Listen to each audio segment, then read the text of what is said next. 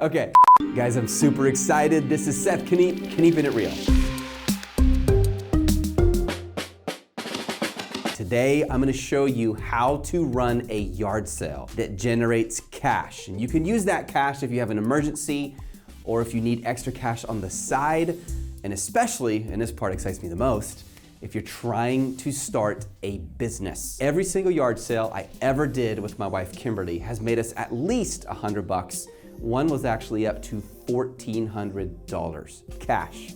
I have watched Just One Dime students take the proceeds from a single yard sale and use that to launch an entire Amazon business. And I don't mean just making a little few things here and there on Amazon. I'm talking about an Amazon empire. At the end of this video, I have a gift for you. It is 5 actionable steps on how to generate more cash. So come with me and I'm gonna show you exactly how to do this. Let's go. Okay, for golden nugget number 1, you need to tell the whole world. And how are you gonna do that? You're gonna get poster boards like this at Walmart. You can actually do this at Dollar Tree for almost nothing. In fact, at our last yard sale, which was a while back ago, my wife spent under $30 just getting materials and supplies to run the yard sale, and she got everything at Dollar Tree. It's what they have in Austin. So you're gonna get signs and you're gonna put them at all the major streets. So if your house is right here in the center and you have let's say your house is right here and you have a major street here, a major street here, a major street here, at all those corners, make sure there's a sign. That way, it doesn't matter where someone is, if they're within that 5-mile circumference, they're going to see the sign, and that way you don't miss anyone who is a potential buyer. Okay, now for the next point. Golden nugget number 2. You want to use huge letters when you build your yard sale sign. Now, check this out, you guys. I'm gonna give you an example. Typically, Kimberly does this. She's just better at drawing and writing than I am, but I still think you guys are gonna like it. Just to give you an idea, okay? You want much thicker letters. The idea is if I'm looking at this from really far away, there's a contrast between the white and the red. So you might even come back and go like this and make these letters thick, fill them in, and now you have a much better looking yard sale sign. Now again, excuse my chicken scratches and my hieroglyphics, but this is how you build a yard sale sign. Huge letters. The other idea is you see these here. This is nice because it already has an arrow, and you're gonna have arrows no matter what. So let's just say go like this. Have this big thick arrow here, another one here. Think about where you're putting it. In other words, if you need people to turn right, this arrow needs to point to the right. You can't just make a bunch of yard sale signs and they all say right, because some arrows need to go left. And it's not like you can switch it around, unless you are dyslexic, and that would make sense for you. So make sure you have huge letters. Now, the second thing I want you to think about is you want contrast. So notice, check this out. See that right there? It's already cut out. You could literally write yard sale and the entire sign is the arrow, okay? That's a contrast, but the other contrast I'm talking about is the contrast of color. So if I'm using orange, the black is a contrast. Yellow is actually the most attention-grabbing color based on what people say.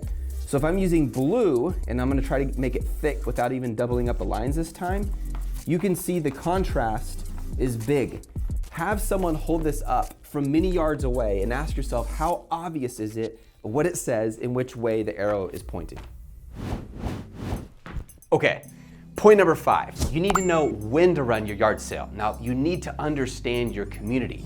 You might have to do a little bit of pre-connaissance on when to do it. So for example, we lived in Michigan, Thursday, Friday, and Saturday. For some reason, Thursday, I know it sounds weird unless you live up north.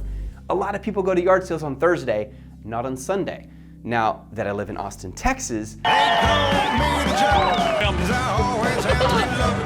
lot of people like it on Friday night. Saturday's the huge day, and then sometimes Sunday. So know what days people tend to do yard sales in your community. You could go to Craigslist and look at the yard sale section there. You can go to your local newspaper.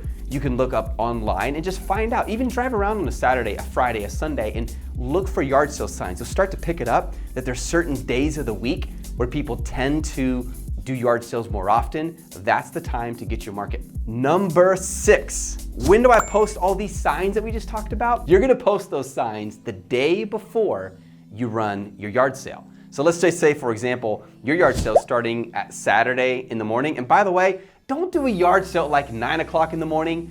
My wife and I always laugh. We're driving around, we're seeing these people dragging stuff out of their garage at 9. Do you realize like 80% of the cash you could have made just flew away? The people who are intense about yard sales, who come with lots of money, they're the people there at 6 o'clock in the morning, 7 o'clock, sometimes 8 o'clock. So if you're starting your yard sale on Saturday morning at 6, then you should post the signs the night before late or really early that morning when it's still dark. In other words, people don't plan way ahead when it comes to yard sales. They don't like, hey, honey, yeah, you know, I was thinking we could go to yard sale 2 months from now. It'd be kind of fun. Oh, sure, I'd love that. People don't think like that. It's like, hey, you want to go to yard sale tomorrow? Sure, let me check. Oh, look, there's a sign. Or someone's out shopping in the morning and they notice this yard sale sign and they just kind of follow it and go show up and they got an extra $100 in their pocket.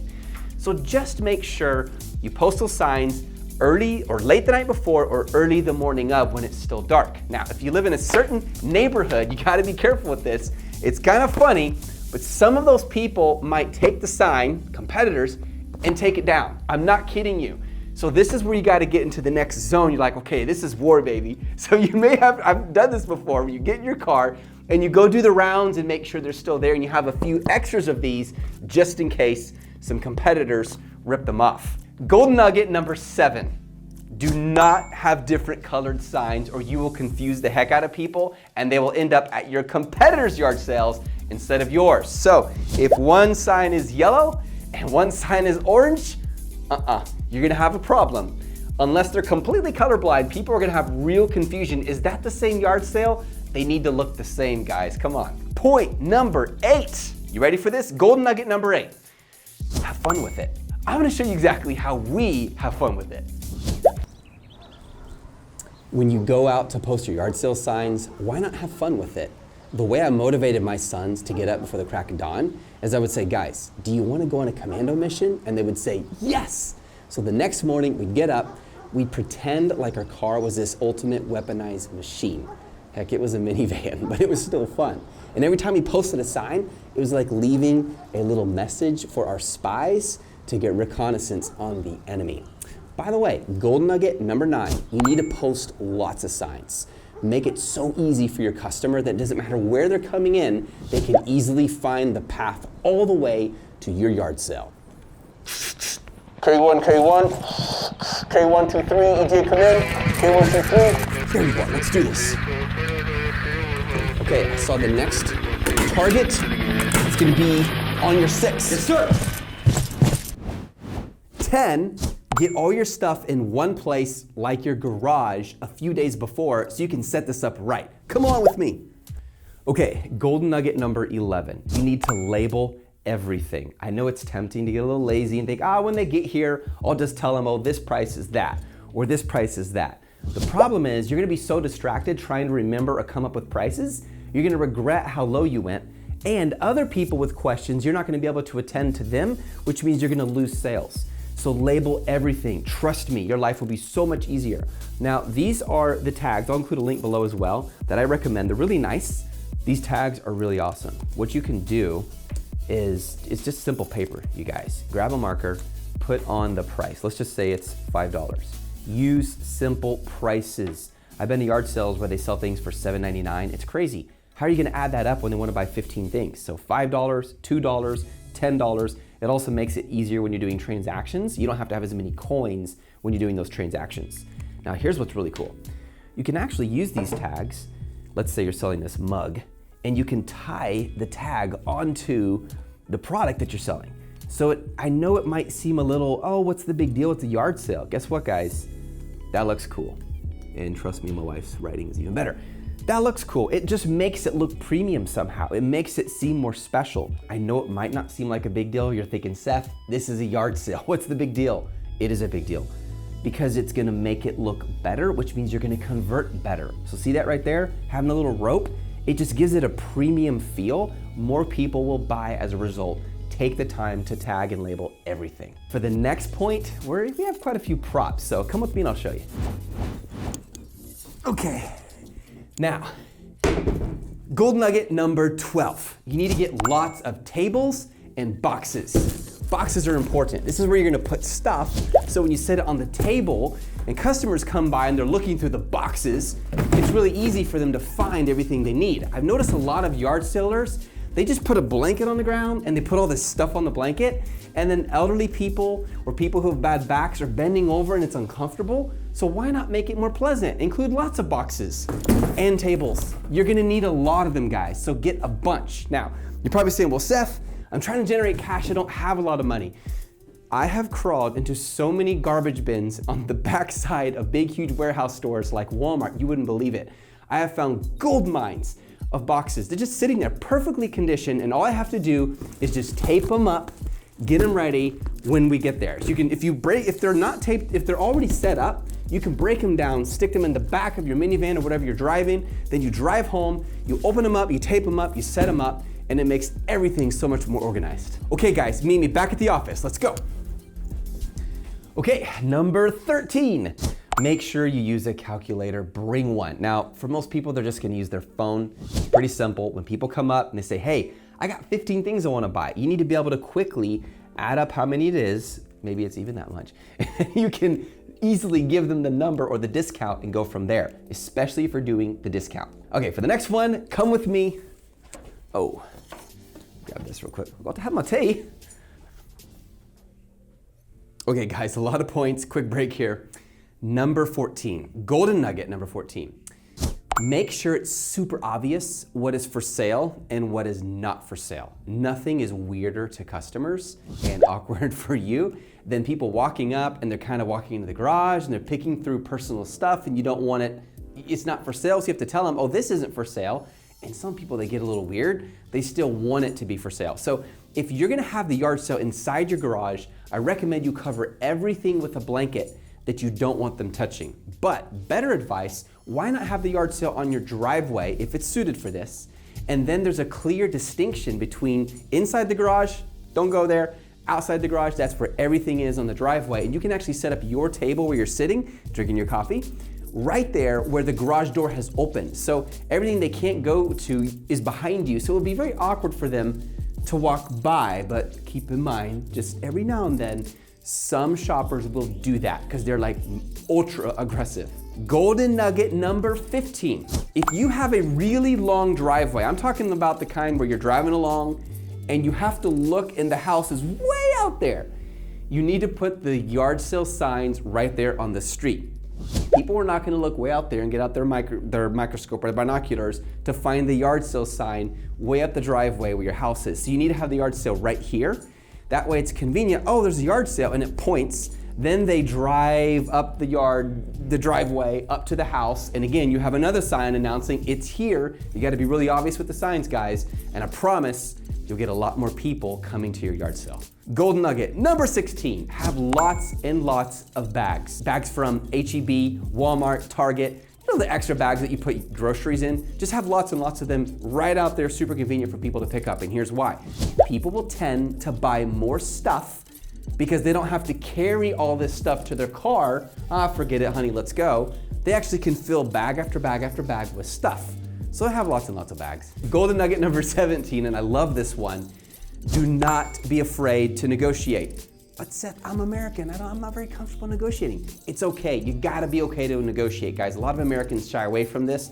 I'm not even exactly sure why we struggle with this, but you need to negotiate. You'll make more money. So how do I do it? Okay, here's what's gonna happen. A lot of your shoppers are gonna fill up big bags of stuff, your stuff. They're gonna walk up to you and say, can I get an 80% discount? Let's just say, for example, it's $100 worth. First, you're gonna add up the total cost based on your price tag of all the goods that they wanna buy. You're gonna multiply that on the little calculator thing I told you about by 0.8.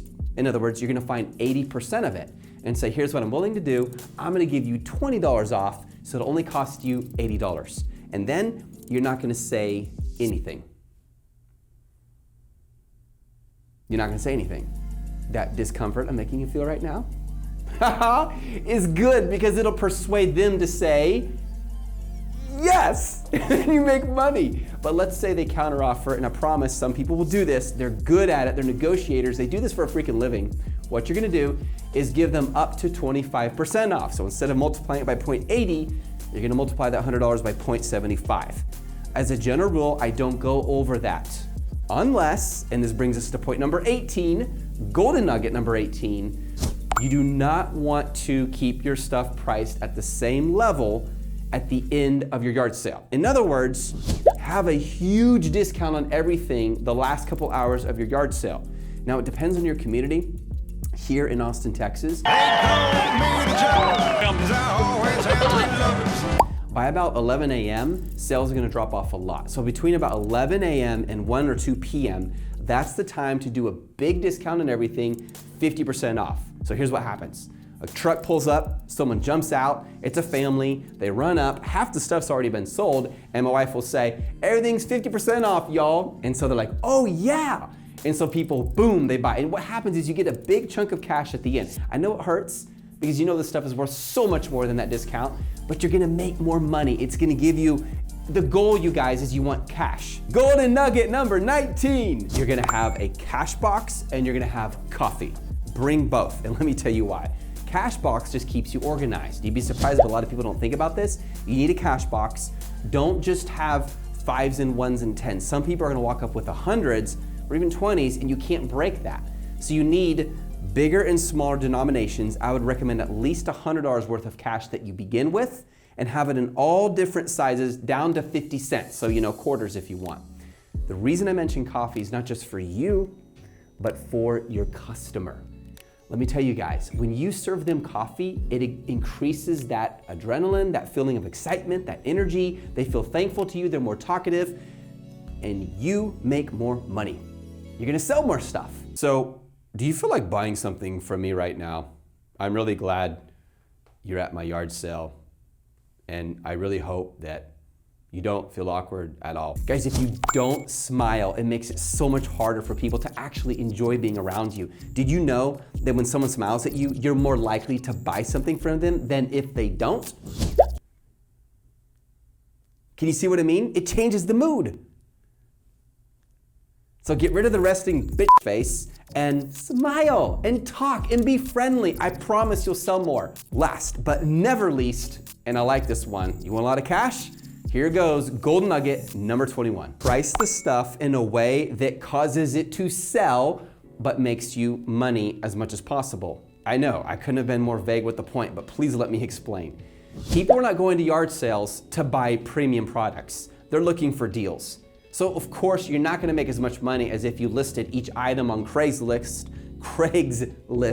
or a Facebook seller group, or even eBay, or even Amazon. And if you watch my channel, I got other videos on that, either now or coming up soon. But if you're trying to make a big chunk of cash quickly, you have to accept the fact that, yeah, you're gonna sell this at way below the cost. That's the whole point, you guys. But the nice thing is you're doing it in one freaking day, or maybe even just one freaking weekend.